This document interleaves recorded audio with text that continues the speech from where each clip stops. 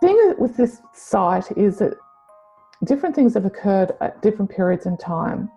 So Dr. Sam has scientifically proven that this pyramid is at least 30,000 years old. Due to a fossilised leaf he found sandwiched between the concrete blocks, that the part of the pyramid he's actually excavated. They obviously took a core sample of the dirt going all the way to the concrete blocks, and then have sent that away for carbon dating. And then as they extracted it, they found this fossilised leaf. So they had like something to work with. These tunnels were built 12,000 years ago. So to me, that's in that tail end of the Atlantean period, before Atlantis went down. And there must have been some reason why they decided to build them then. To me, they must have known something was going to be happening, and that civilization was going to go into a fall, and we needed something to help us reawaken. And so these tunnels were in operation until 5,000 years ago, when they suddenly were filled with dirt and then sealed off. And one of the artifacts that Dr. Sam has found was a stone tablet with inscriptions on it, which they've been able to translate. And it's basically the message is, we have recognised that these tunnels must now... You got to accentuate the positive. Wow, I feel good. A little bit of feel good goes a long way. You're listening to KAren Swain, teacher of Deliberate Creation, accentuating the positive, showing you a way to a better life. Accentuating the positive, it's not just fad, it's sanity. Who in their right mind would accentuate anything else? If you feel like that's what you want. And welcome to another show, Accentuating the Positive with KAren Swain, exploring different realms of consciousness, expanding awareness, and, just having a lovely time, really. Just get to talk to delicious people who do interesting things that fascinate me. And we've got another one today. I've got the gorgeous Julia Smith with me, who's a transformational energy worker and a earth grid light worker. There we go. Is that right? Did I get it right? Yes, you got it right. Thank you so much, Karen. Great to be here. Thank you so much for having me. Welcome to the show, Julia. Look, I saw Julia. Look, we've known each other for quite a few years. Yeah. She's in Sydney. She's a Sydney girl. I'm a Sydney girl. We run in the same sort of healing circles, Yeah. And I bumped into you recently at Mother Mira, who was out here, who's this beautiful sage, guru, spiritual, what does she call herself? Actually, I've had a chat with her and she hates being called guru, but she brings down the Padma Atma light. Anyway, beautiful. She does beautiful sort of meditation, healing, it's gorgeous.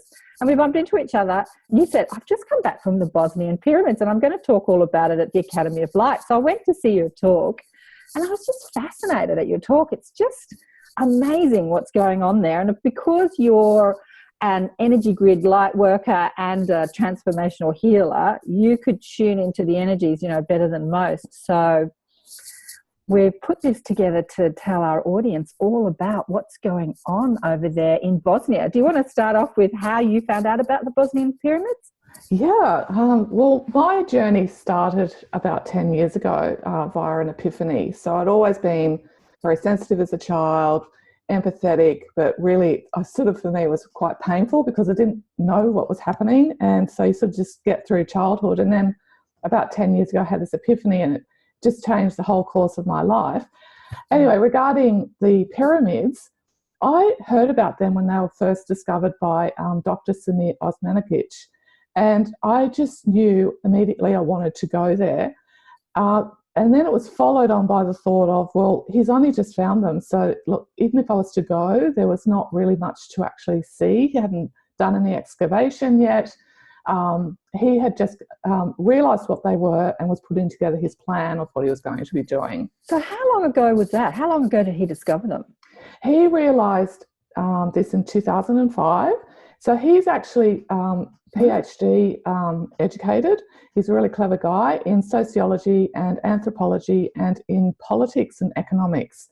So he's actually not trained as an archaeologist, but he has this knowledge of ancient civilizations. And so he went to Visoko in Bosnia to go and see a museum. and just was walking down the street, and you know how you just stop in those moments, you just like in your flow, and you just look around, he goes, like, that looks like a pyramid to me. Yeah. And he just knew in his heart that he knew it. Yeah. And so this kicked him off on a whole different trajectory. So to me, that was a whole divine orchestration of his path, kicking him off on his mission, which was to uncover these pyramids, go through the motions of bringing it into global awareness. And, you know, he's actually hit many brick walls on bringing this forward to the world because of what's going on in archaeology. So this is something I realised quite a few years ago, is to me, archaeology is becoming a split field, in that you get those in the mainstream who want to stick with the traditional findings and historical timelines, and then you get the Factor X left field people who actually want to practice true science. And he fell into that category. It's fascinating. It's happening in all fields. It's happening in healing. Like, I've been in the healing field since I can remember, and watching, you know, the mainstream allopathic healing, and then the naturopaths came along and the vitamin takers. Because, you know, years ago, when I was studying as a naturopath, 30 years ago, doctors didn't even like, oh, vitamins, all that sort of hippie stuff, you know, like, and just watching that split from people on the leading edge and mainstream trying to stick to what they've always known, and then people changing the game. And that's what this discovery is doing. It's changing the game. It's totally changing the game. And, you know, it's once again, it's the incremental journey of the soul. Yeah. So it's, even collectively, we were having to relearn all these things about who we are, where we came from, and what our capabilities are. Yeah. And so, look, you know, I really honour this man. I bow down to him. I tell you, he has done an amazing job of sticking to his guns, his tenacity. He's a Serbian. He was born and raised in Sarajevo, and so he's very familiar with the land there. And in my opinion, his whole divine masculine has been activated through this process, because he started off in his left brain with gathering information, applying known knowledge, and then having to open into, there's more to this than meets the eye. And this is something this is the journey we're all going through, is understanding the layers of our true self. Yeah, absolutely. When you were doing your talk, you were talking about his opening journey and some of the things that he's implementing there for the mainstream, because it is attracting a lot of tourists. Yes. And we're going to have a look at that later. But I just wanted to get back to your journey. So he discovered these in 2005, and you said that you had an epiphany only 10 years ago, so around 2007. Yes, that's right. Let's just go into that a little bit. What happened? Oh, what happened? Okay, so I'd had my daughter, so I was parenting, and she was in about year 6, so she was about 12. Yeah. And I was hitting this brick wall within myself of feeling I started getting very anxious, and I'd always been, because I was sensitive, I always the anxiety was my place to go. Right. But my background's actually in share broking, in finance. Wow. And so this is very left brain, and I kept knowing I had to go into this intuitive side of myself. And so I decided when she went into year 7, I was going to take like the year off. It was my year, and I was going to start doing a lot of meditation, and I was working part-time, but my other days of the week were all about this self-investigation. And so I was literally just sitting there with a cup of tea, and I was percolating the question, which is a profound question of, how on earth are we all one? Like, what the hell does that mean? Like, what? You know? And like my left brain's going, not computing, we're all individual, like you're over there, I'm over here. And I sat with and I went off into this space, and at that stage, I didn't know I was very good at meditation. Yeah. I went totally within. I was in that black void space. I can remember very clearly. And I asked that question. I said, I want to know, how are we all one? And bam, like right in the third eye were the words sound, vibration, and frequency as energy. And so I'm going, literally I was stunned, and I was at my computer, and I went like this and just started typing in those keywords. And then it was just all synchronistic from there. I was trained as a child in music and sound therapy as a frequency, everything about that just flowed in. Within 4 months, I had the equipment. I had met musicians who write the music about brainwave patterning, around unlocking the vibration in certain parts of our body. The books, it was just everybody just came in. And so then I started opening into becoming a therapist. Yeah. And yeah. Like a sound therapist, like you were using sound. Yeah, that's right. That's so beautiful. How are we all one? If you look at music, like that's how we usually interpret sound. I mean, this is sound too, talking. Yeah. But music is a way to interpret that. There are so many voices, so many different genres of music, so many different vibrations and frequency, and yet it's all music, or it's all sound. It's all one, but it's so different. Yes. Yeah. And you can say the same about sight too. It's like you're looking, it's all sight, but it's all so different. Well, see, to me, the sight is around colour, and the sound is around auditory. And so to me, they're the same frequencies, but we receive them and interpret them differently. So the way our whole body is interacting with them, like we're having an interface, if you like, from the energy field around us through this physical body. And once it sort of hits the chakras and the meridian lines, you start to physicalize. Yes. And so I also then started looking into cellular memory, and like the brain is not the only storage unit. So over the years, I started out with the sound healing and with my table, which I've got the 61 frequencies, which are tones, which are hertz frequency.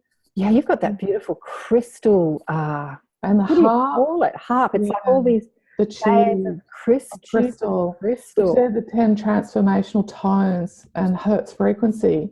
So it literally talks to our DNA, to the cells in our body, showing them how to actually operate. Because I have this theory around our bodies have sort of forgotten, which is like this is part of the awakening, is the reminder of how to do it optimally.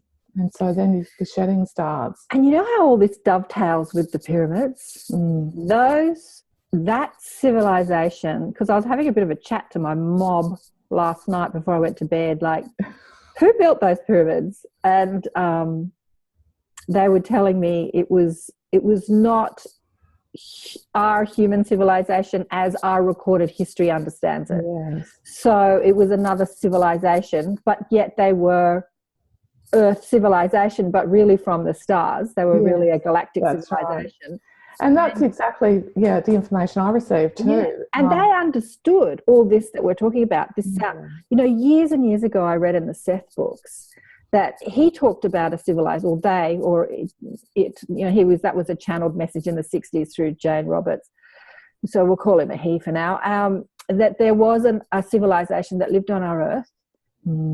It's not in our recorded history. It's not even Lemurian or Atlantean. Yes. That what they did was they genetically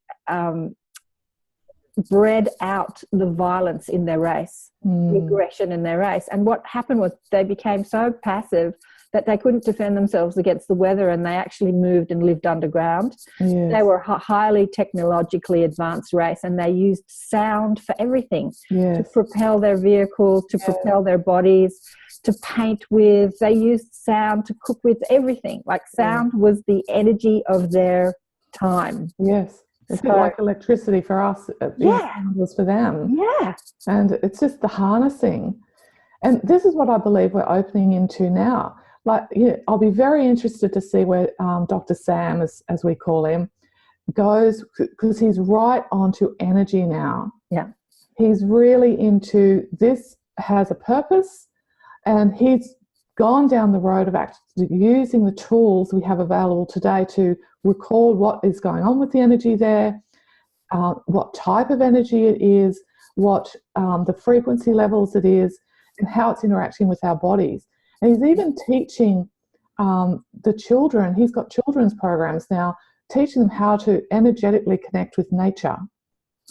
And so when I visited the pyramids, the first thing that happened for me was my whole body went into a recalibration, feeling really sick mode, as I had to let what needed to shed, because obviously this is part of the way I'm unfolding is through earth grid work, which is I'm giving to the earth, but I'm receiving what I need to unlock me, unlock my DNA, unlock the cellular memory of where I have come from and what my journey previously has been through various different lineages and various different timelines. And so I started to realize I have a recalibration going, and hello, I hope it doesn't take too long, because I'm here now. Like, I want to actually enjoy and get into the whole experience and not be having to deal with my body. And actually, even before I had got to the pyramids, I was on a massive, massive transformation beyond what I had really experienced before, because I've now started becoming aware of my galactic lineage. Yeah. So my Pleiadian lineage, my lineage back to Orion and Andromeda, and how I'm currently working with the energies of Sirius. And I had so much physical pain in my body. It was phenomenal. It was really difficult to manage, and I actually didn't really understand it. Like, I wasn't getting like post-it notes giving me the specifics. So it actually quite in the unknown, and it was forcing me to learn surrender on a really deep level, because a lot of these energies were coming in through my feet, and it was very, very painful how they moved through my physical body. It felt like an invasion.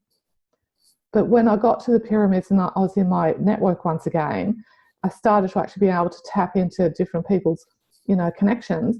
And I was told I had beings from 3 different galaxies rewiring me completely.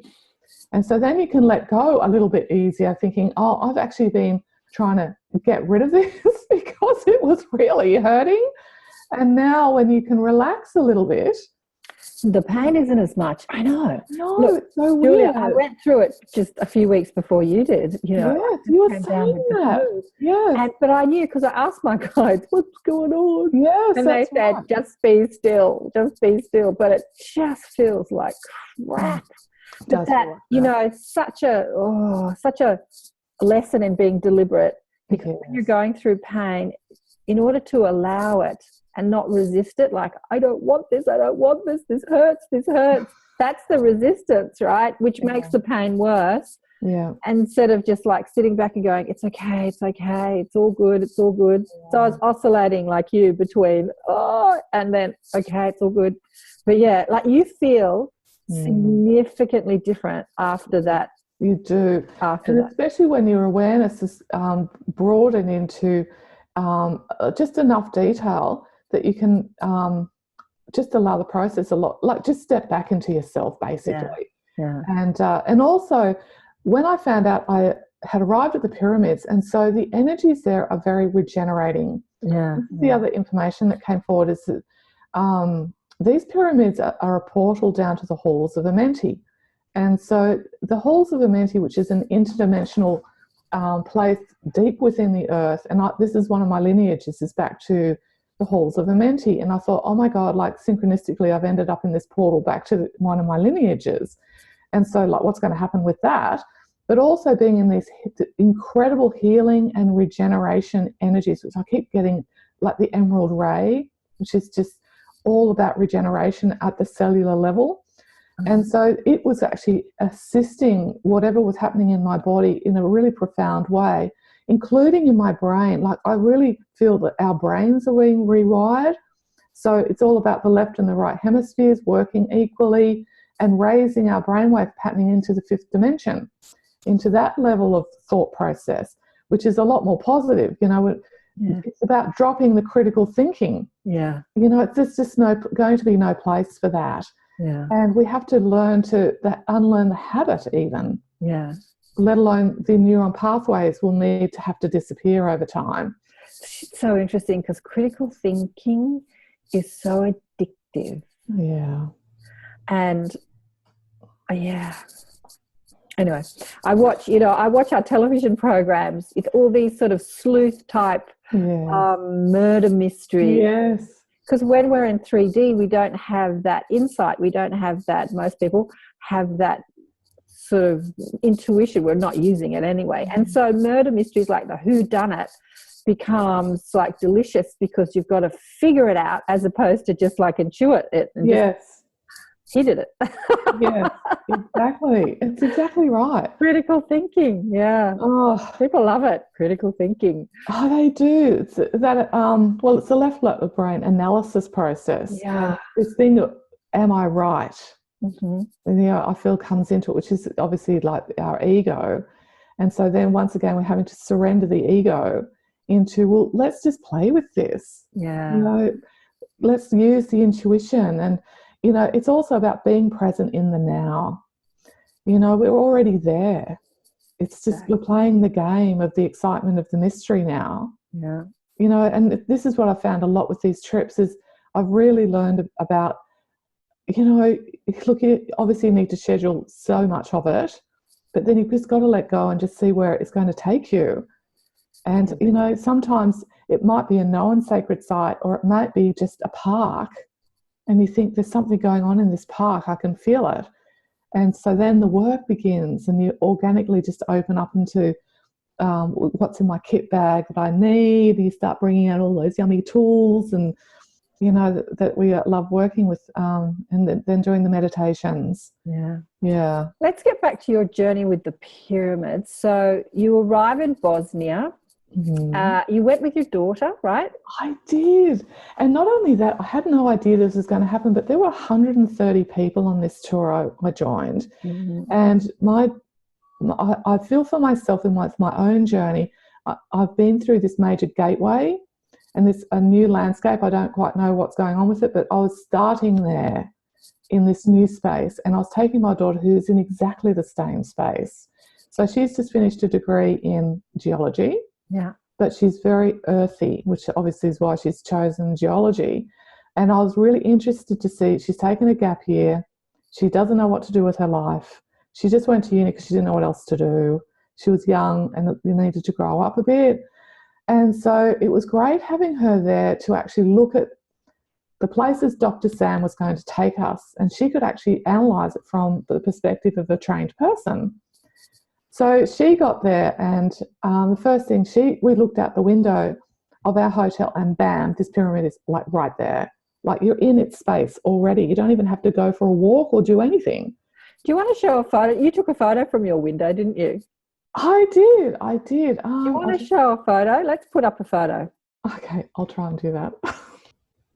Okay, so this is the photograph from your hotel. Oh, actually, this one is not from the hotel. I have another one from the hotel, but basically it's exactly the same because see how tiny the town is? Yeah. Where you go, like bam, it's just right there. It's the largest known pyramid on the planet at this time. So to me, like Dr. Sam does go on about, he's discovered the world's largest pyramid. Yeah. Which is fine, but I thought, well, hello, we haven't discovered more yet. So there could be more uncovered that are larger, who knows? But this is it. It is 220 metres high, and the Egyptian one is something like 170 metres high. It's significantly bigger. But to me, the roles are different. So the one in Egypt, to me, is one of the functions it plays is around, they held a lot of ascension initiations there. So like Master Yeshua, he spent a lot of time in Egypt with many others that he went through initiation processes with. This one to me is different. This is about regeneration and healing. And so one thing I realized is that the energy coming through is coming in and going out. So it's two-way. It's a two-way energy stream. And it's beaming out energy from this planet out to the heavens, to those of the stars that are connected to us. So within the 22 galaxy systems, the diamond-shaped galaxies that are connected with us, we're all part of it, we're all one. They can receive information from what's happening on the planet and be able to collect the data and do what they need to be doing. And we receive energy from the heavens through here. And then it's processed through the pyramid, then going in like this in east-west way. And then as it hits the ground, it starts to go out in the flower of life. And the other thing I've learned since I've been there is this is very unusual for energy. Like the apex isn't actually the most powerful point. It's as it flows out into the land, it becomes more powerful. And so this defies known science. They can't understand why it's doing this. So obviously the way they've constructed it, the beings from the stars with the beings on the planet who actually built the bricks, put it together, have worked out what they want it to do and how to get it to do that. So one of the things actually that he's found within the pyramid tunnels, there are these really long maze of tunnels leading up to the pyramid. Okay, so within these tunnels, the thing with this site is that different things have occurred at different periods in time. So Dr. Sam has scientifically proven that this pyramid is at least 30,000 years old. Due to a fossilized leaf he found sandwiched between the concrete blocks, that the part of the pyramid he's actually excavated. They obviously took a core sample of the dirt going all the way to the concrete blocks, and then have sent that away for carbon dating. And then as they extracted it, they found this fossilized leaf. So they had like something to work with. These tunnels were built 12,000 years ago. So to me, that's in that tail end of the Atlantean period, before Atlantis went down. And there must have been some reason why they decided to build them then. To me, they must have known something was going to be happening and that civilization was going to go into a fall, and we needed something to help us reawaken. And so these tunnels were in operation until 5,000 years ago, when they suddenly were filled with dirt and then sealed off. And one of the artifacts that Dr. Sam has found was a stone tablet with inscriptions on it, which they've been able to translate. And it's basically the message is, we have recognized that these tunnels must now be sealed because consciousness has fallen so low, we cannot risk these being destroyed or misused, and because it's too negative now. We must seal these. And they left this stone for us to find so that we knew to open them again and help open the consciousness. And so even since Dr. Sam has found these pyramids in the tunnel, and he's been focusing his excavations on the tunnels, to open the tunnels, which are a maze within there. It's not like a straight line. So people have this healing opportunity. Like, he's got 400,000 people going there every year.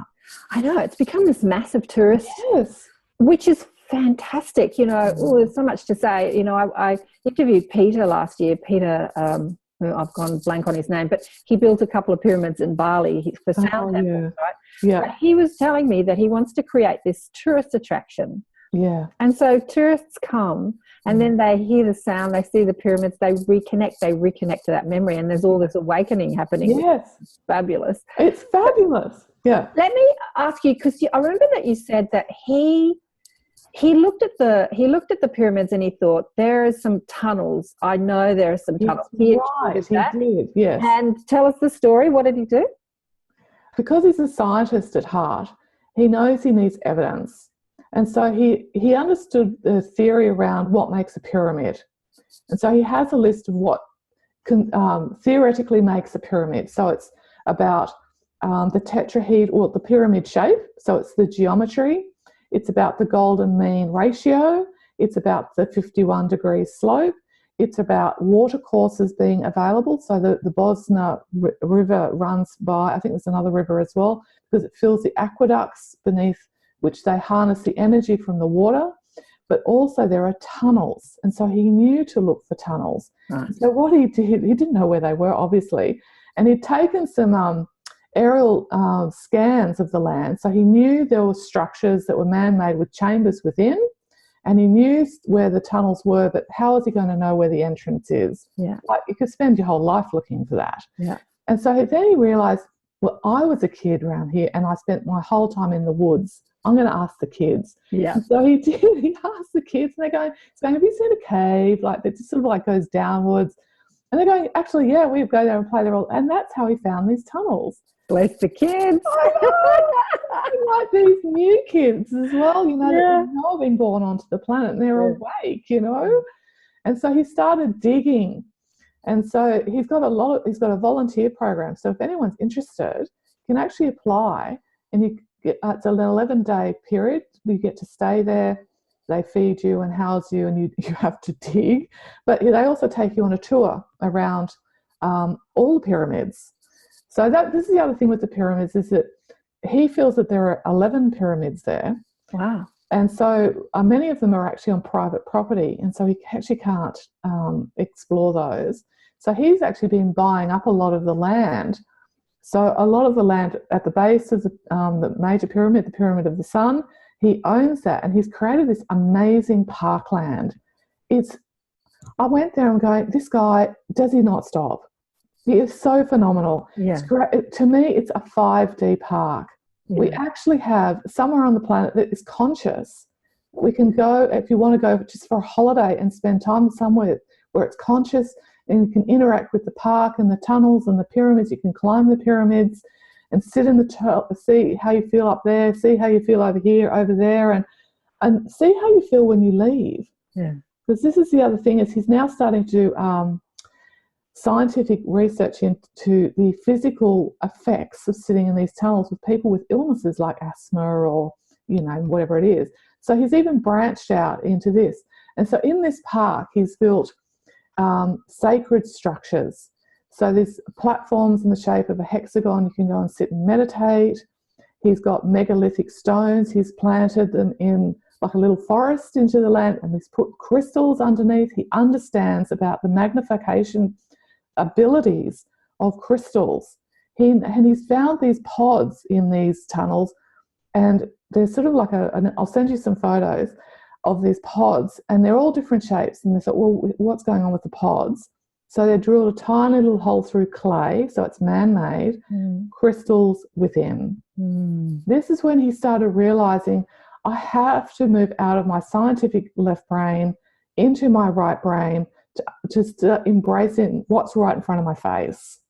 Yeah, and he's doing that, or he's done that. Well, he's doing it. I think that he's kind of expanding all the time as he's remembering and discovering and in more. The park, he's got the concentric circles. You can go and sit within those. He's got an orgonite cave. You go and sit in that, like orgon we know is very powerful.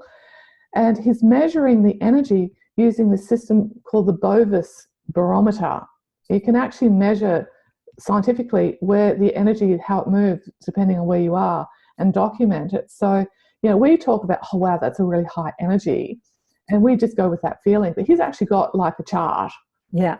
And do you want to talk about the Bovis rating, because I found that fascinating during your Yes. So the other thing I want to mention is around his signage around the park blew me away. Like, he's actually got signs up saying, we are creating an oasis, and it's a place of soul food. And so it's about connecting with your electromagnetic field. And then you have a sign up with showing the layers of the energetic body on these signs. Fantastic. And then he's showing, and then the next one showing how your energy will relate to a tree, for instance. Yes. So this to me is the divine masculine, the divine man in his power, in energy and in feelings, and using his intuition. And so more power to him. More power to him. Didn't you say that when you met him, you felt like you were calling him... Indiana Jones. Indiana Jones. And then when you came back and you Googled him, apparently everyone calls him Indiana Jones. The Bosnian Indiana Jones. The Bosnian Indiana Jones. Yeah, it's very interesting. And so he's written a lot of books, and he's invested all his own money. I know. Like, he's funding this himself. He is an amazing human being. I mean... So the other thing I just want to quickly mention is about the water there. Mm-hmm. So, I was mentioning about the river, and it flows underneath the pyramids and underneath these tunnels. And obviously the whole land there is receiving this energy from these pyramids, because it's sending the energy down into the crystalline grid. So that energy is being distributed around the planet. And actually, while I was there with the 130 people, about half of us were grid workers, as it turned out. And we did 4 major activations there. So the first one was on this man-made hill called Tumulus. And we opened up the land to shifting. And then we went up on the pyramid of the moon, and we reconnected the divine feminine and opened up the pyramid of the moon, which is the feminine.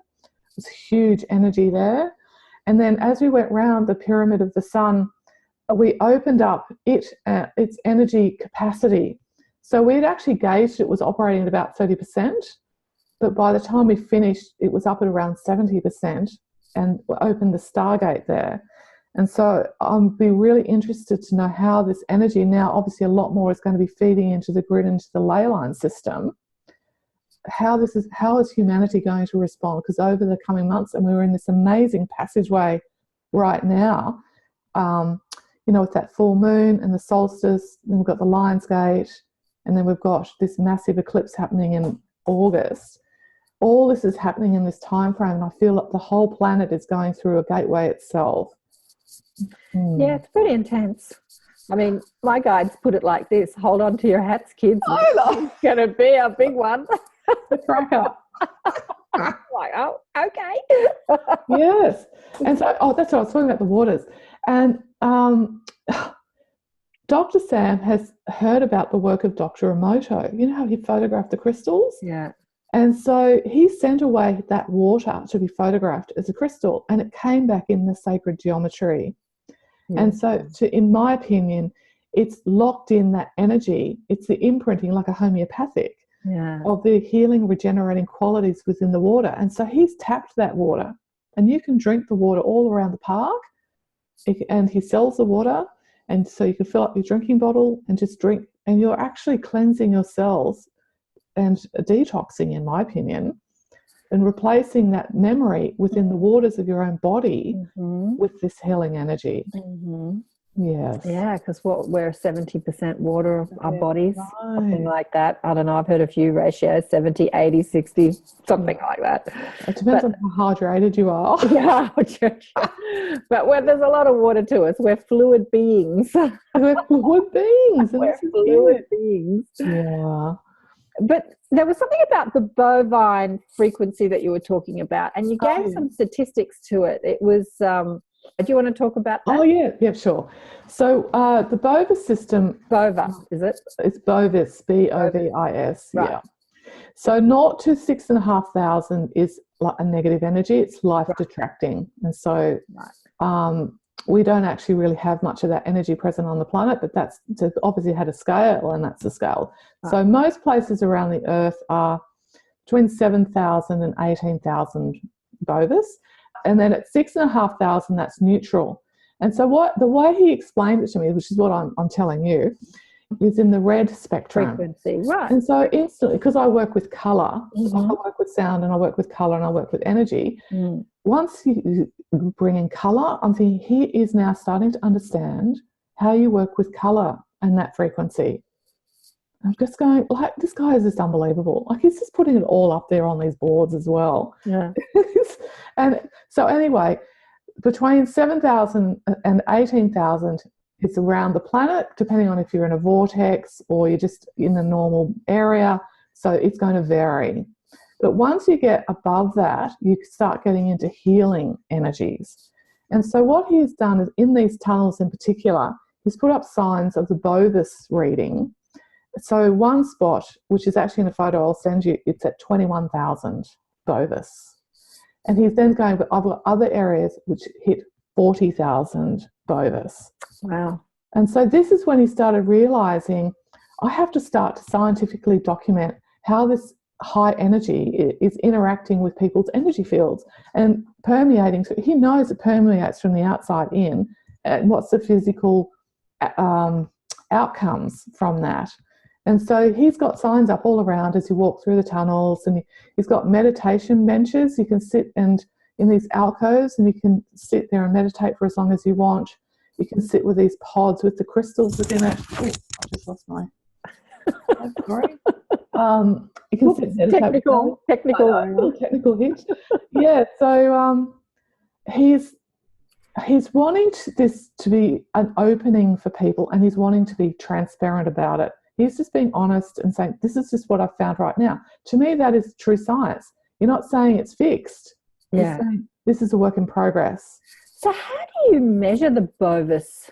They've got a device. It's a device. Okay. Yes, it's a device. Right. Mm-hmm. Yes. And so, yeah. And what was your experience of those frequencies as an intuitive, as an energy grid worker? That's a really good question. What did you experience apart from getting sick beforehand. Yeah, that's right. Well, luckily someone sorted me out on that, and they gave me a little bit of a dust down, and which turned into an initiation, which was like quite big. But anyway, you're right to ask that question, because I still had stuff going on in my field, because I was going through a transition. So stuff is leaving as stuff is coming in. And so I was sitting in those tunnels, and because we're still in meditation and we're not moving all the time, I had the time to be in stillness and just look into my field. And what I was seeing was the grey that was leaving was just shredding and dissolving and would just leave the field. And so we went and spent an hour in there every day consecutively for 5 days. And by the end of the week, I felt my energy just felt so clear. And light. They're the words really that come to mind, and I felt really healthy. And how did it change you physically? Did you find that you had different appetite, like you didn't want to eat certain foods, or did you, did you feel more flexible? Like, how was the physical manifestation of the energy shift? I think that, they talk about walking with a light step. Yeah. Yeah, it's almost like a bubble, not like meditating. Mm-hmm. Yes, that's how I felt. Yeah. We climbed some seriously steep places. Just to get to the base of the Pyramid of the Sun was 220 steps straight up, a 51-degree incline. Uh-huh. And then I climbed to the top of 2 pyramids in one day, and we were walking at least 6 kilometres a day. So it was very physical, but I never felt exhausted. Right. I just felt really fulfilled. And you didn't feel stiff or achy? No. And were you fit before you went? Not really. Like, do you go to the gym and work out? I work out once a week. That's better than me. And I might walk, and I think about going to yoga. I think about it a lot too. I know. I think that would be so nice. It feels really good to go and do that. And maybe I think, I just got it, so I don't need to go. I don't know.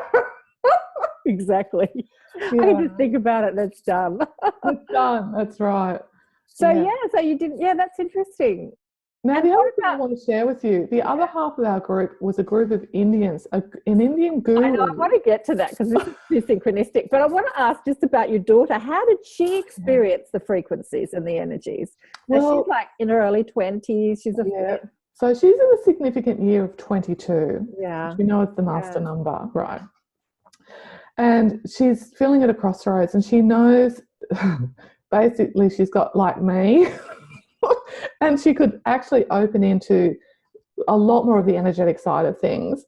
And this is, I have to say, I have been a bit of the mum and trying to not force it or anything, but suggesting, you might want to go and do a couple of little courses and see what happens. But anyway, we can't tell them. They've got to work it out for themselves. That's right. But she got there, and she definitely felt the energy.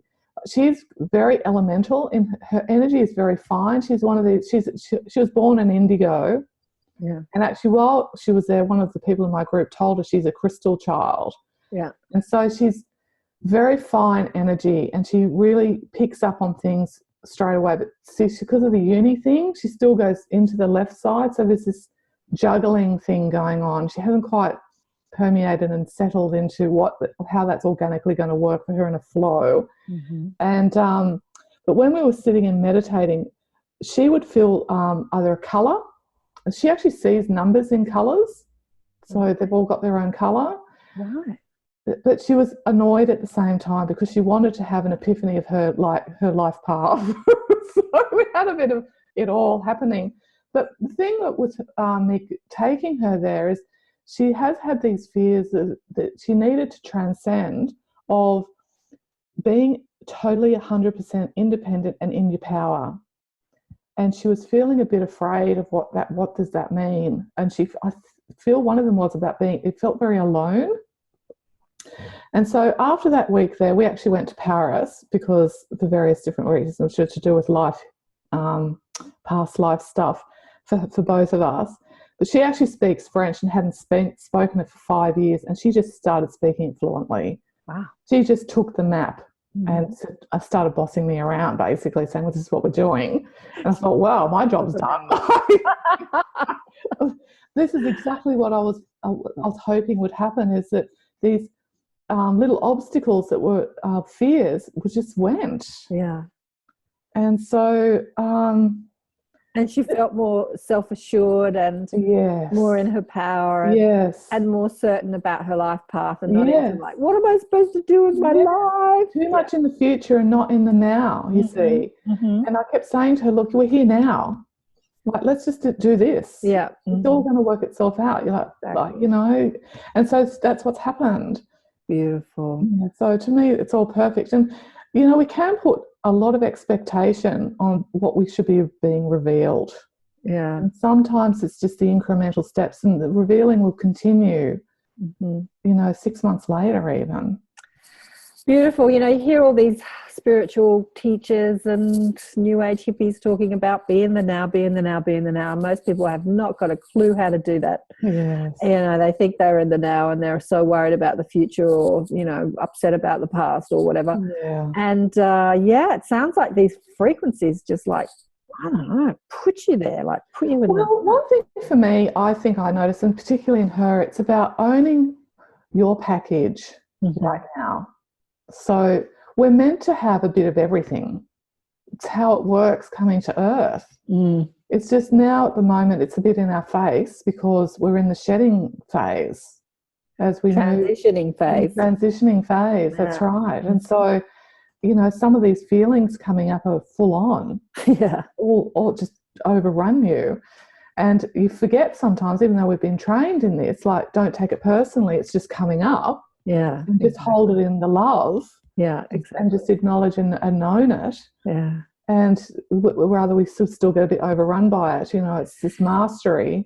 But love it. Like, thanks for the ride, anger. Thanks for the ride, frustration. It's been really fun playing with you, but, you know, I'm moving on now. Like, not to resist it, like not to heal it or fix it. Just like, thank it. Thanks for the ride. Thank it. Because it showed us a lot about ourselves. And also the other thing I had a realisation about, because in the moments where I was thinking, I've had enough, you know, I need a break. And I would then realise, as we move up in our frequency and we move away from the pretty dense state of pure anger, for instance, that we will lose that contrast. So we may still have some anger there, but it's not going to be nearly as full on or reactive, where we actually go and some people take action on that anger that's inappropriate or whatever. Exactly. But those experiences will not be available to us. Yeah, exactly. And so I'm starting to actually do a mind flip on appreciate it. Yeah. Because it's leaving, and that's it. Yeah. You know, and obviously we'll move on into other missions. You know, I think that we're so used to this environment, this 3D environment, where we've got that critical mind trying to work things out, you know, that sort of sleuth, like not knowing and then having to figure it out so that we find the answer, and all that's very delicious and addictive and stuff like that. But when we move past that, I think a lot of people don't understand what there is to experience if they're not experiencing this reality, if they're not experiencing the play of opposites, you know, the fight. Because even inside the spiritual community, there's still this big conversation about the good versus the bad, the light versus the dark, you know, like it's a big conversation. So if we're not fighting some enemy, what is left to do? I think that most people can't see past that. If they're not fighting an illness or having a fight with their partner, or the person that thinks differently, the different religious person, the different ethnic person, if there's not this polarity of bumping up against opposites, what is left to do? But oh boys, there's stuff to do. There's a lot of stuff to do.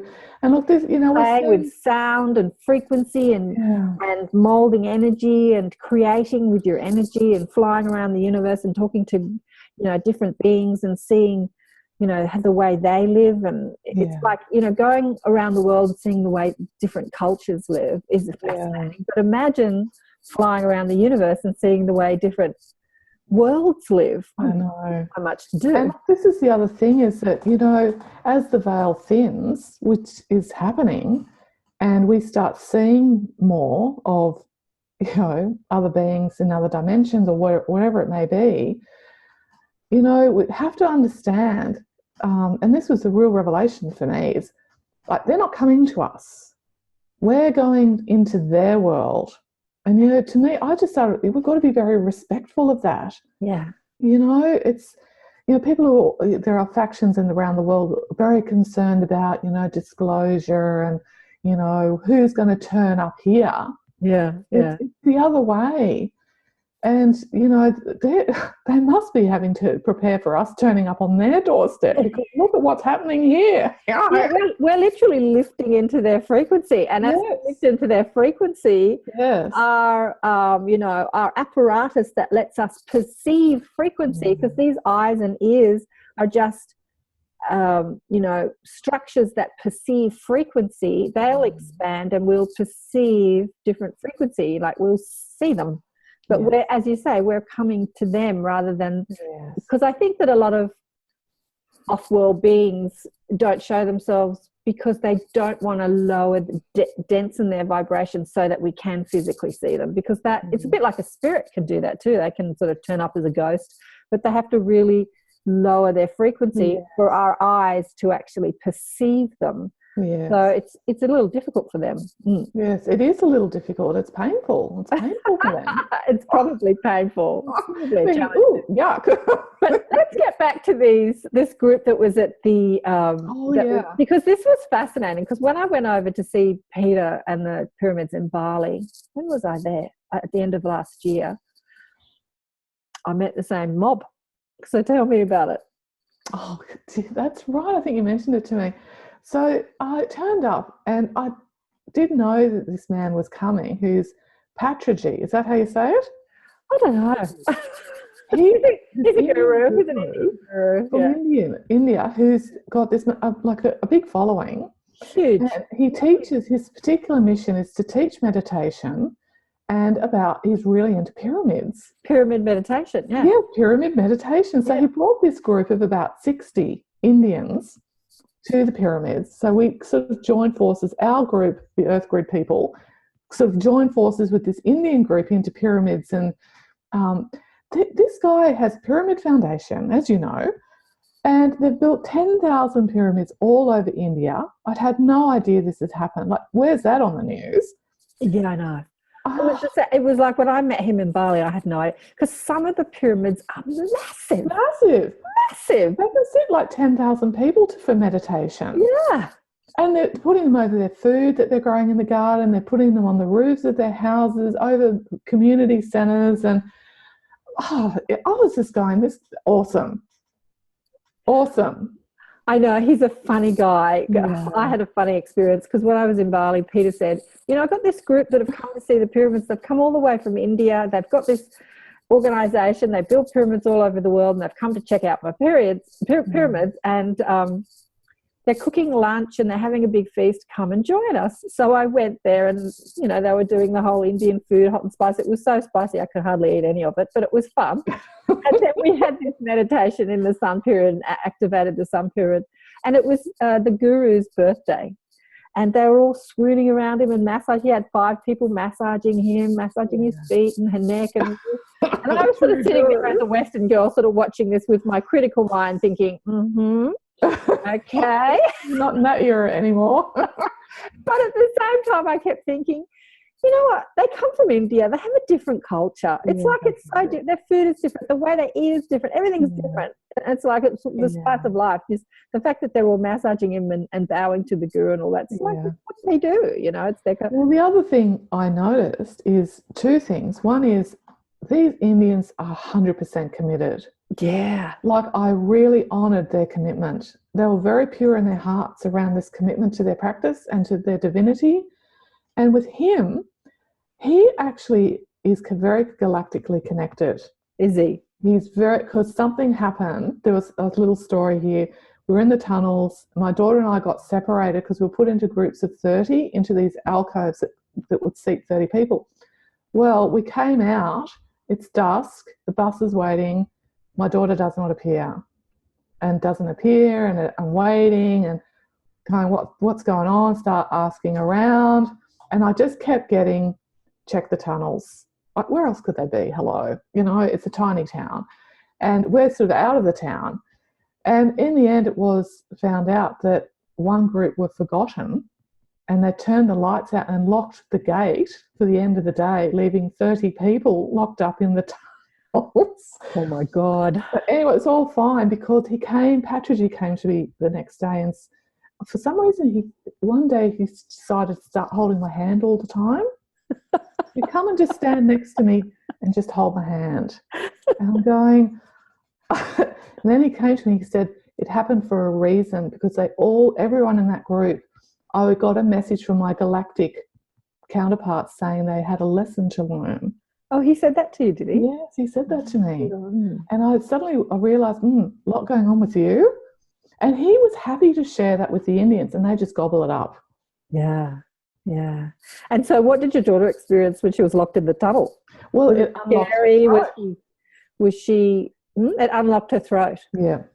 Oh. So she, like a lot of women, the thing is about the throat, about speaking our truth and what our needs are and all that stuff. And she came out and she was pretty angry. And usually she is a suppressor. Right.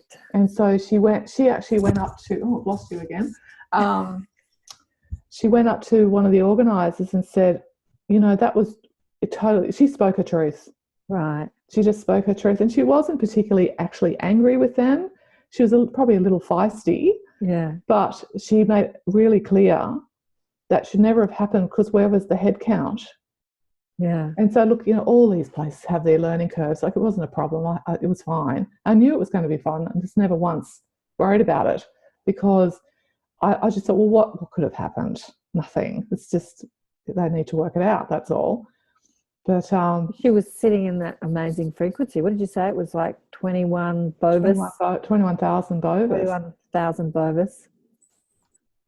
And so I don't know what everyone else's unlocking was, but everyone had a unique thing within them that needed to be unlocked. And, so it's... So what did your guide say about the Galactic Connection and who built the pyramids and what they were for, those specific ones? Because you spoke about that briefly the other night. Yes. Well, I sat, for the talk at the Academy of Light, I sat and really sort of tuned in. I hadn't actually really thought about it too much. The Halls of Amenti thing was enough for me at that stage. Right. And so I was really more working with that and the frequency of the regeneration and the healing.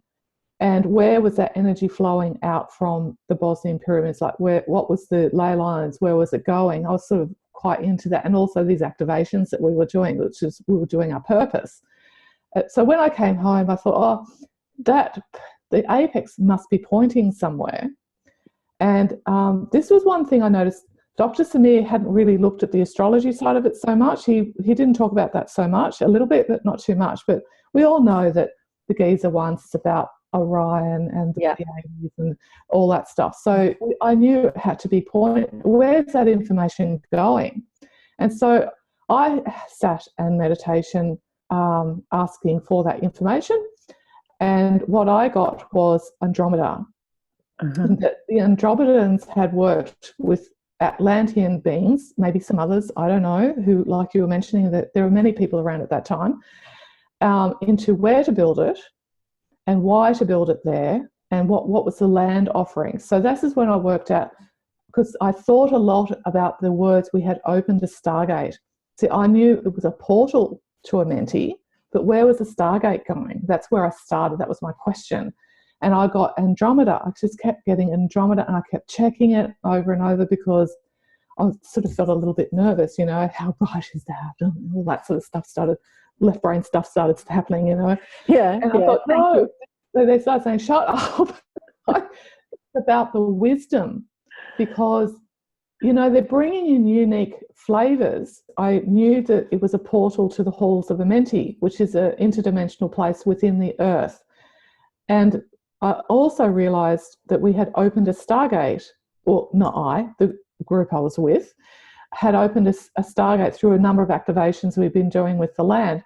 And so when I came home, I wanted to work out, where's the Stargate to? It's obviously going to be connecting to a galactic system that is working, that we're connected to here. And so when I tuned in, I just kept getting it's Andromeda, Andromeda, Andromeda. And I'm going, are you sure? Can you just check that again? And I've just kept it's Andromeda, and it's about bringing through the frequency of wisdom. So they're sort of renowned for being very wise. And so this is the other flavour, working with regeneration, the halls of Amenti. And the halls of Amenti also is all about creation. So if you combine creation with wisdom, I think that's a pretty good combination. So it sort of makes sense to me. But since I gave that talk, the other place I've heard that it's connected to is Aldebaran. And Aldebaran is the place of basically the God source. So it's a direct connection to source, or the galactic centre. And so I'm finding it very interesting that we've opened this Stargate and powered up this frequency, the frequency of these pyramids to 70%, like raising it from 30%, right at this time of this passageway. Everything's divine timing. Yeah. You know, enough of us we've now got a critical mass on the planet of enough awake people that could handle that energy, and that we're emitting out, I'm getting shivers on this, we're emitting our own frequency, which we've all been working on, raising our vibration. It's impacting everyone around us, the knock-on effect of the domino effect, as we have so many of us now who have done enough of the shedding and the awakening and the reactivations and the DNA repair and activations and awakening our gifts, that it's now the divine timing is perfect.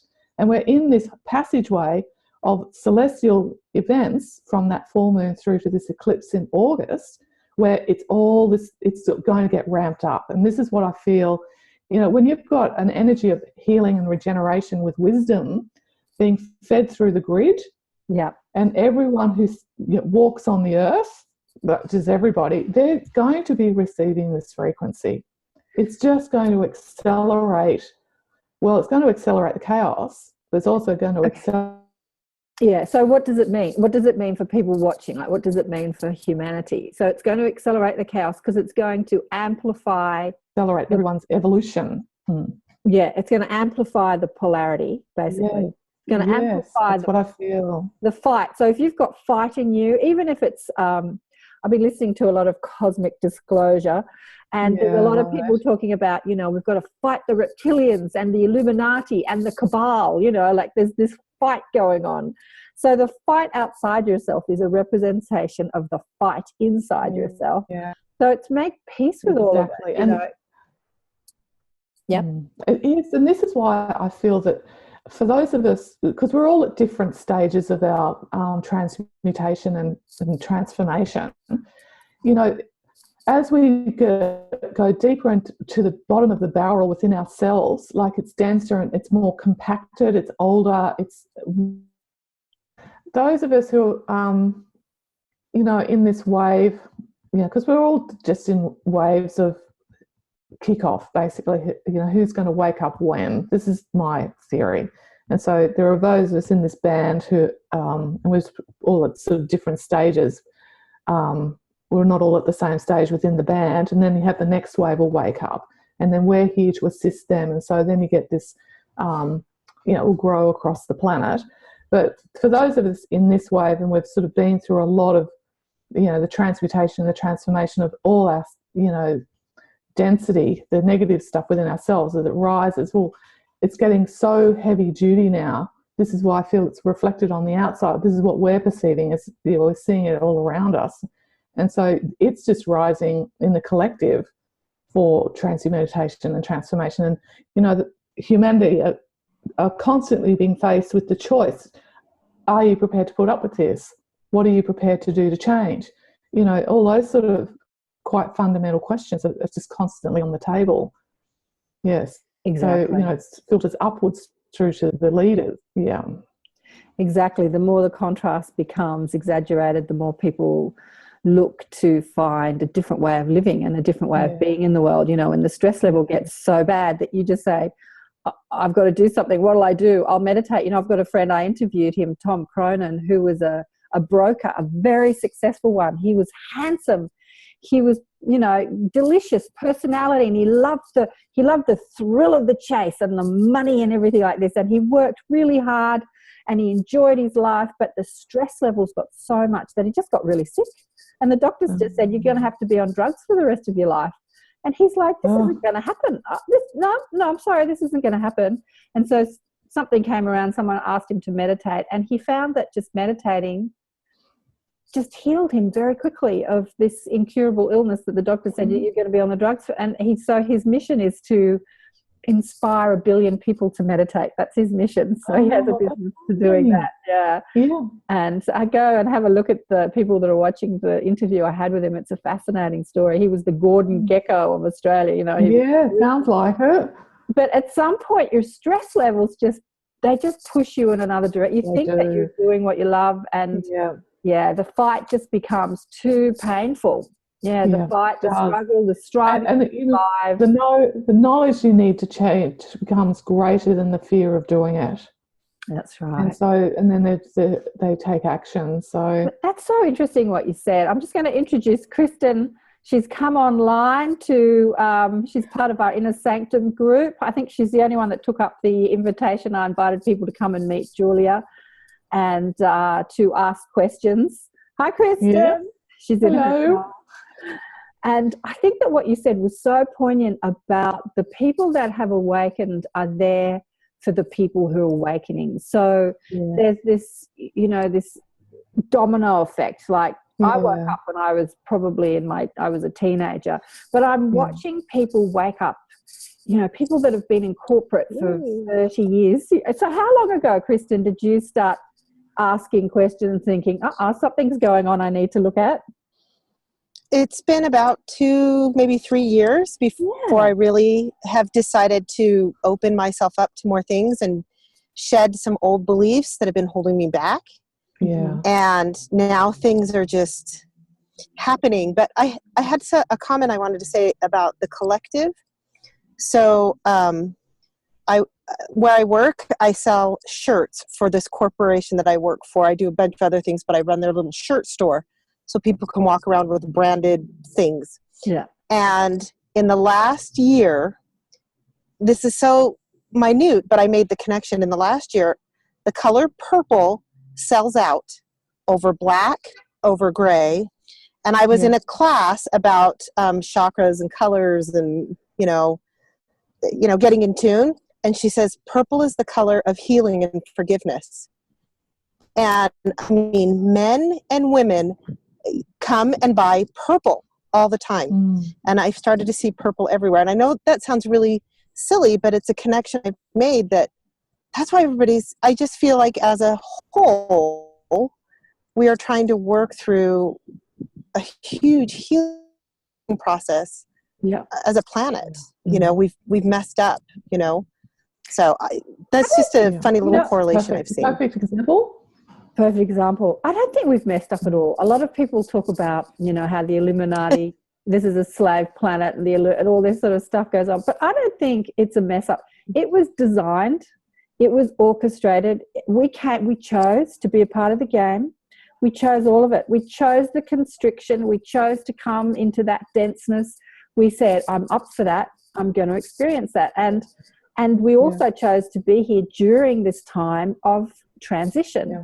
We said, totally that with you. And most of us that are here that I speak to, well, all of the people that I speak to said, I'm going to come and I'm going to be an orchestrator or a helper within the transition. So I'm going to help others transition. I'm going to be a way shower. I'm going to show them. I'm going to go through my journey. Then I'm going to wake up and then I'm going to help others.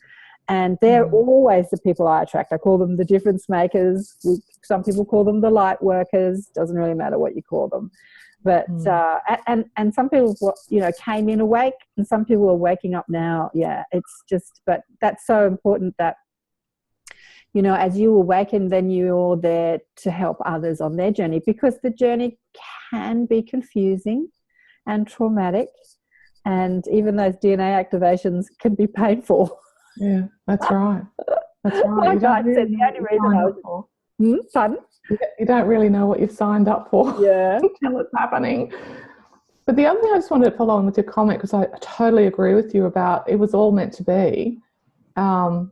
It's just we've been through the stage of judgment of if it's right or it's wrong, and we're moving out of that now, and it just is what it is, and that's the experience. But when we signed up to come to Earth, well, we knew it was the Earth school. We knew it was tough, but we knew that the benefits were fast tracking, what we needed to learn or expand into, or whatever that checklist is.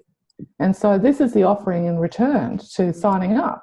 And particularly in these times, like to be alive in these times is just such an honour. It is. It really is. You're absolutely right. So we've been discussing the Bosnian Pyramids. Did you do any, because I know Kristen hasn't been privy to the conversation we had before, did you do any research on them and have any questions for Julia about them? I was very excited to hear about you doing an interview with Julia and talking about them. I read an article on like Coast to Coast AM's website 3 or 4 years ago about them, and just thought it was fascinating. And then everything went away, and it was hard to find any information. And so I kind of had forgotten about them, but every once in a while I would think about them. And so I would love to, I can't wait to hear the rest of the interview. But I just think it's fascinating. What are they, and why are they so huge? And that's a good question. Why are they? And they're so ancient. I went to see a speaker, KAren Newell. She's Eben Alexander's partner, the one who wrote Proof of Heaven. Proof of Heaven, yeah. And she's actually into a lot of ancient. She's really fascinating, actually. And she made a comment that she said, we used to know more than we do now. And I really believe that. There was so much more we used to be in tune with. Yeah. So I would love to just know more about these pyramids and what they found out in recent years. So. Well, with the pyramids, he started digging, I think, 2 years after he got permission or decided to actually investigate it. Like you say, they're massive size. Like, you can't waste your resources just picking any old place. So it took him a long time to work strategically out, where am I going to start? And he actually started with 17 different spots. And, you're crossing your fingers, I suppose. Like, he had some of the imagery to work with, and some of the outlines probably would have been a little bit of a hint, start here, start there, or some of the pyramid science around what makes a pyramid because they face due north, maybe the door is in a certain side of the pyramid, who knows. But he started digging, and he did find the concrete blocks, and he knows they're concrete because he sent away samples to all around the world to laboratories to have it verified what is material. So he knows that it's man-made. And then he found these tunnels that I was just talking about earlier, which were built later than the pyramids, which you can sit in, and it's very high energy, and it's very regenerating and healing. And so he's been focusing more his resources on excavating in these tunnels, because he's seeing that they're the draw card for people, because they can do something there. But also he's finding the artifacts in these tunnels. Like, he's found a number of different things in these tunnels. So there's an incentive to keep going. And his theory is these tunnels are heading in the direction of the pyramid, may come up underneath and inside the pyramid. So he's thinking, well, I might find the door just through the tunnels. And so that's his strategy. And the other thing I know he's become aware of is this is a lifelong project. It will go way past his lifetime. He's going to have to hand this over to someone else at some point in time, and because there are so many of them. So I've actually had people say to me, why hasn't he cleared the land off the pyramids? It's so big. How long has the land been growing on the pyramids? For exactly 30,000 years? What do they say? And I think it's a 51-degree slope. Like, it's really steep. And so, this is when you start realising the magnitude of the project. And he's just got to do the smart game, and even just funding it. He's on that treadmill of bringing in money to keep paying the people to do it, and he travels a lot, so he's not there a lot of the time, and he's got to write his books and blah blah blah. So, you know, it's an ongoing process. So we're right in the thick of it now, of where you can go and visit there and enjoy yourself in the parkland he's created, and enjoy some of the energy things he's put into this park. You can go and sit in the tunnels to do the therapeutic stuff on yourself, and you can climb the pyramids to the top. And to me, like, this is why I think a lot of people are starting to go there now. Like, even the town's geared up to the numbers. Yeah, it's become like a tourist place where the hotels springing up and restaurants and all that sort of thing. Well, it's good for the economy of the area, really. Well, it is. And look, you know, we know Bosnia and that region went through a terrible time with you know, that war that happened about 20 years ago, and like they're really still getting over that. So it's actually perfect for them. This pyramid is now being fired up. Is the energy it's outputting, because there's on that too, that density within the populations in that region. And so I have a question. Yeah. Do we believe that there are more of these pyramids of this scale elsewhere on the planet? Well, my belief is yes. And even now I'm just getting Antarctica. Yeah, just keep getting Antarctica. Exactly.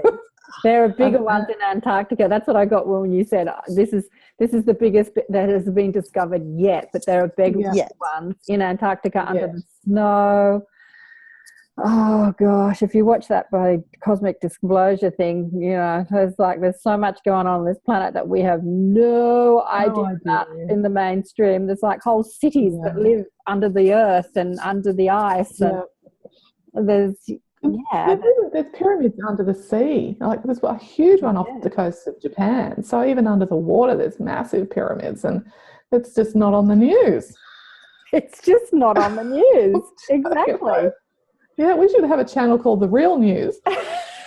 Well, there are plenty of channels like that, actually. I was talking to Kevin Moore from The Moore Show recently, and he was saying that one of his dreams is to have a positive news, you know, station that it's not just about positive news, but about you know, raising your vibration with the stories. They raise your vibration. Yeah. Which is actually why I started the radio show, that I wanted to pump out more positive vibes on radio, because radio tends to be about gossip predominantly, you know, celebrity gossip and music. Music's good. And then you've got the news, which is always bad news. So you're not getting a lot of positive vibes coming out of your radio, except for a few good songs. But positive news is a choice. Yeah. So it's just not on at 7 p.m. Well, maybe it is. I don't know. I haven't gone looking for it. So the beings, whoever, the galactic beings or the human beings or the whoever beings who built the pyramids are specifically a portal, a stargate. They're an amplifier of energy. They're an amplifier. That's it. Energy. Yeah. Of the energy. That's right. And a particular type of. I woke up to the story of, you know, vortexes have their own theme. So the Earth, it's just like our own chakra system, it's bringing in the chi energy for specific purposes, and the colours that can tell you the information about your certain chakras and what they're doing. And I feel it's the same with the Earth's chakras and also these structures that have been built, and they've been built for a particular purpose. Like even now I'm just getting about Thoth. Mm-hmm. And so we know that Thoth went to Egypt and he established a lot of the Atlantean ways, and you know, the pyramids were built, and he was one of the ones that accessed the halls of Amenti for this regeneration. And so it's a portal to Amenti too. But I kept getting, well, he would have been going to the Bosnian pyramids. It's not that far. Well, they were going around the planet. They had amazing technology to move around. Exactly. So he would have been going there to regenerate. And they have stargates. Like the Stargate thing is a real phenomena. You know, we have all these high sci-fi movies that show us things that are actually real phenomena. But you have to change your frequency in order to experience it. You can't live inside 3D consciousness, which means I hate you, I don't like you, critical thinking. It has to be this oneness, you know, it's all vibration. It has to be a oneness frequency, which so many people don't understand the connection between all this sci-fi talk and this whole raising of consciousness. But when when you raise your vibe, when you accentuate the positive, there's so much more fun things available to you when you're in a different frequency. Yeah, you know, you can take your consciousness over to the other side of the world. You can remote view. You can do all sorts of fun things. You can literally walk through a stargate with your physical body and, you know, be propelled into another part of the galaxy or another part of the earth. Or oh my God, there's so many fun things to do in our future, I tell you, with this shift. Well, this is the thing, and because we're on an incremental journey, the soul journey, and the soul wants to experience every step fully, you know, we have this beautiful taste of the openings. Like this, I'm finding it's like a smorgasbord now of every day and every now moment where, wow, what's today going to bring? You know, I just had a random thought drop in, like then you can explore that. And, you know, even just you talking about, you know, moving around, which is what Master Yeshua mastered, is bilocating and all that. Like it starts with, you know, you know how you have the phone ring and you just were thinking about that person? It's sort of like a telepathy thing going on. You know, more of that's how I feel the opening is going to happen. You know, and a lot more people are going to start getting messages as well. Yeah. You know, and they think it's their intuition, but actually their psychic knowings are opening up and their connections to their angels and their guides are just a lot more clear, but they label it something else. Yeah. So I've seen it with people talking about how they're perceiving what's happening to them, and I'm going, if it was me, I would terminology it this. Yeah. Just around how I've learned what my language is. So the awareness of these pyramids, activating the awareness within the third dimensional consciousness, is bringing the reality of the amplification of the energy of the planet, really. Because, you know, you have to be aware of something.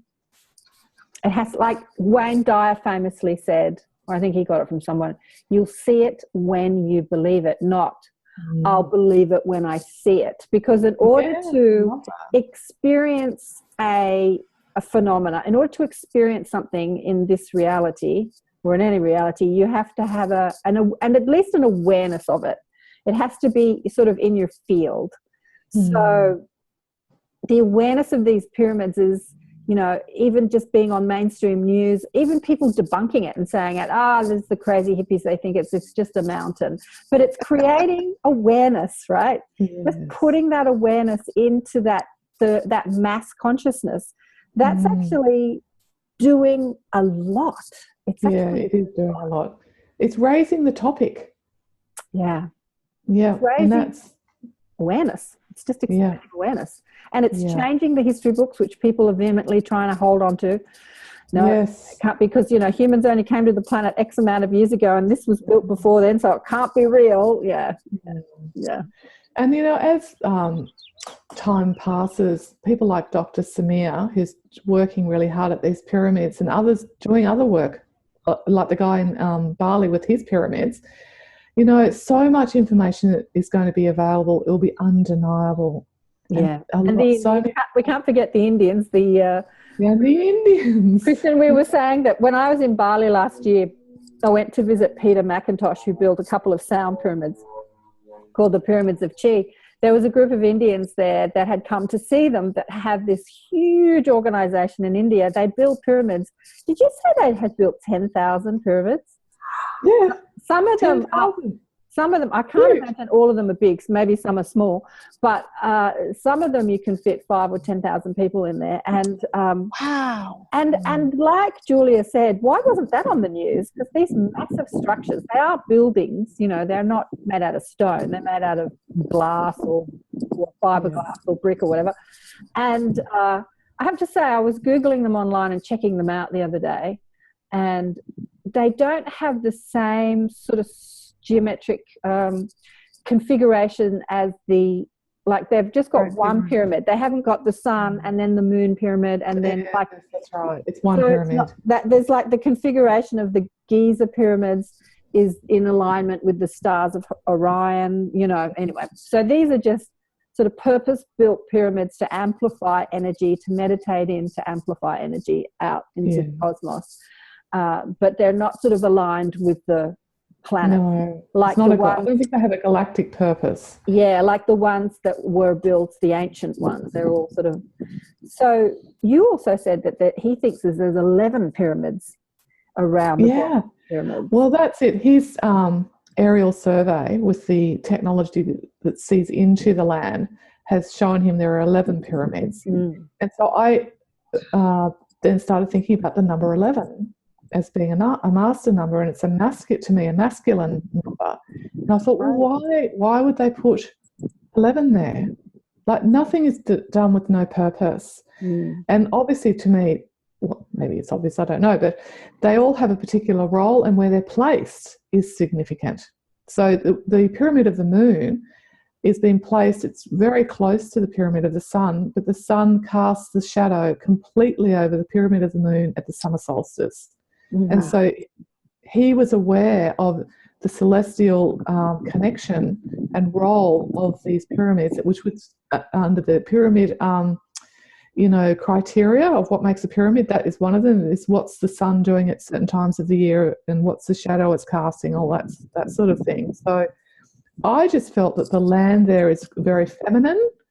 And so then with the number 11, you're bringing in and anchoring in a masculine energy. So then you can start getting, I don't know, some sort of balance and harmony happening between the feminine and the masculine.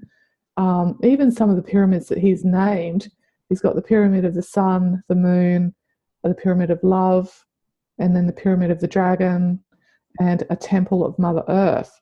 And so even the way they've been named is, I felt, well, you had that feminine side with the love, and then with the dragon, that's elemental to me. So then you get this thing happening with the land, and it's activating these particular energies to be active in that area. And this is what I feel is happening. So all of this is still unfolding. It's really fun, actually. Do you want to go, Kristen? Yeah, I should probably go. I don't want to, but I have an appointment, so.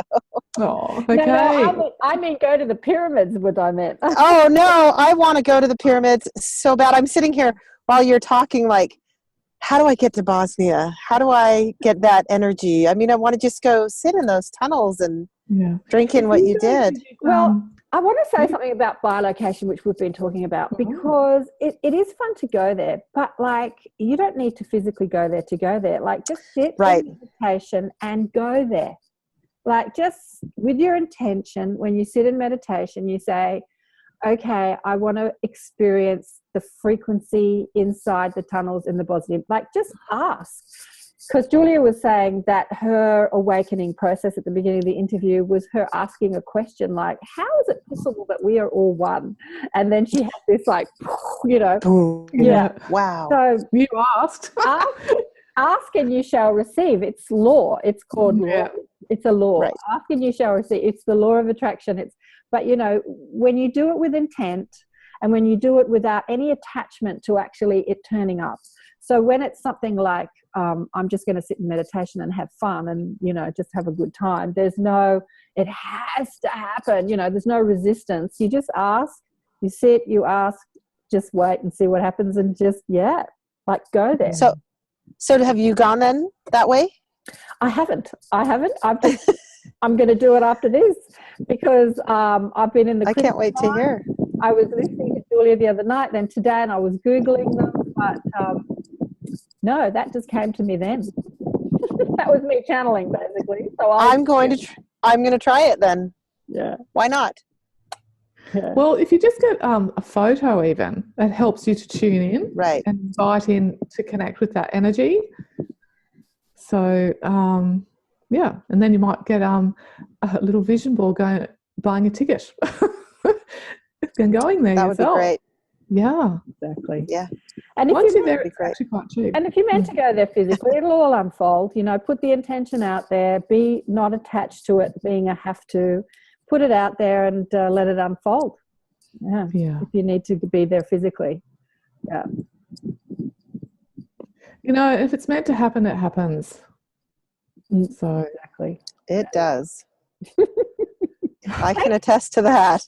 Thanks for joining us, Kristen. Thank you so much for inviting me, and I can't wait to hear the rest of the interview. So nice to meet you. Thanks for coming. Yes, thank you. And you guys have a lovely day. I'm going to have a lovely evening. So yeah, beautiful. Bye-bye. Okay, bye. Yeah. Is there anything else you'd like to tell us before you go about them or about you? About me? The only other thing I can tell you about the pyramids, and this is quite interesting, is Dr. Samir worked out that with landscapes, a normal landscape, the energy runs horizontally like this. But when you have a pyramid structure, the energy goes up like this. And he has photographed this. This is one of the photographs in his park. And so this once again demonstrates to me how conscious he is. And he wants to know more. He's thirsty for the information and what's going on. He wants to piece together exactly what's going on. And a part of me sort of feels that he can sense he has a role in getting Bosnia going, like as a country, as a people, giving them back their purpose and a sense of well-being and belief in themselves after this traumatic experience with those wars that they had. You know, the people were very excited. Even the government was very excited that they had something. Mm-hmm. You know, like Egypt has the pyramids. They had pyramids. And while they sort of have moved away from that now, that thought process, because due to various, you know, they've got a lot of stuff still unravelling in Bosnia, like in many other countries, like with how the government's operating and all that sort of thing. They've hit brick walls with other archaeological associations and that sort of thing. But I just think, you know, he's really using every tool available to himself to prove something is happening here. Mm. And, you know, we were just talking before about the 400,000 people a year coming. You know, you've got all walks of life coming. People from their lounge rooms are coming. You know, it's not even just energy workers or people into history or our ancient artifacts. People just go because they're drawn to go. Yeah. And so this is how we know we can gauge the awakening is happening. Yeah, exactly. Yeah. Oh, it's been so beautiful to talk with you today, Julia. Thanks. I've really enjoyed it. Thank you so much for having had me. And do you want to tell people who are listening on audio your website? Yes. Well, currently my website is www.innertranquility.com.au. But I am just in the process of transferring over all my work under just my name, which will be juliasmith.com.au. Cool. So I'm hoping that'll be up and running in the next month or two. And it'll have everything I'm doing with my transformational energetic work and my earth grid work that I'm doing with the crystalline grid on the planet. So and also with my harp, my crystal harp. So I've got a number of things going on, which is why I've decided to make this change. Beautiful. Thanks so much for being on the show, honey. Thank you so much. Many blessings to all things and to you. Thank you. Thanks a lot. Bye for now. Bye. And remember, if you'd like to join us in the Inner Sanctum, I say this every time we finish a show, but I'm going to say it again. Come on in. It's I call it Deliberate Creation for the New World Teachers, and I offer a couple of webinars a month. One, I have a guest teacher that comes on, people I've spoken to on the show that you can ask questions. Our next guest teacher is Mary Rodwell, who has regressed over 3,500 people back to their galactic roots. She wrote a book about it called The New Human. It's fascinating. She's our next guest. And then we also have seminars where I teach deliberate creation. I teach you how to raise your vibe, change, shift your frequency, accentuate the positive, be the deliberate creator we came to be. And also we do things like this. I get to invite the people in the Inner Sanctum to come on and meet some of the guests that I interview for ATP Media. So join us if you feel like that's something that you wish to do. Thanks for listening again. Catch you next time. Bye for now. Thanks so much for joining us for another enlightened conversation on Accentuate the Positive. If you would like spiritual guidance from my guides, Blissful Beings, go to KarenSwain.com for a reading, or to listen to more enlightened thought leaders share their wisdom, go to the listen page on karenswain.com and choose who you want to listen to. All the podcasts are also available on iTunes. Remember to check us out on Facebook, Twitter, Instagram, Pinterest, you name it, we're there. Until next time, bye for now. If you feel like that's what you want to